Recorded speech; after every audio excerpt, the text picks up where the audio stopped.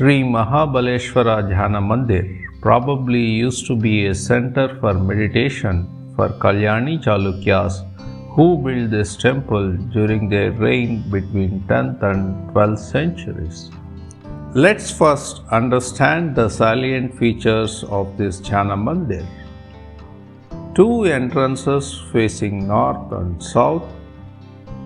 Beautiful carvings can be seen on both sides of the entrance. A common hall or mandapa with beautifully designed columns and roof. A garbhagruha on the east side and a garbhagruha on the west side.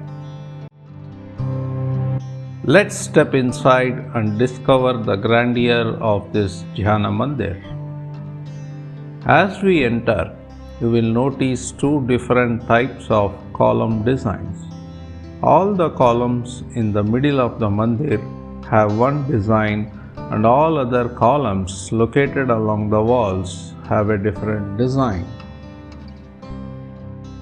The two garbhagruhas are vacant and no idols are consecrated there. The Dhyana Mandir itself is in a very bad condition, and instead of humans, bats seem to live here.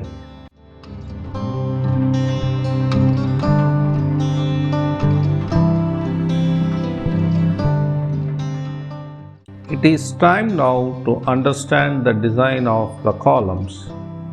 As you can see, various geometrical shapes have been used for constructing these columns.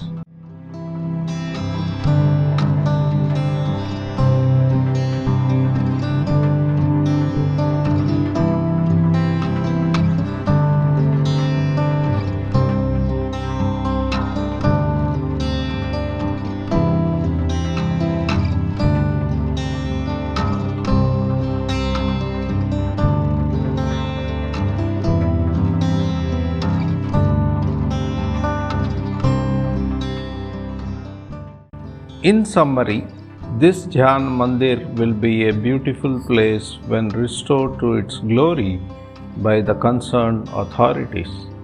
We recommend you to visit Gabbur once in your lifetime. Thank you for being with us today.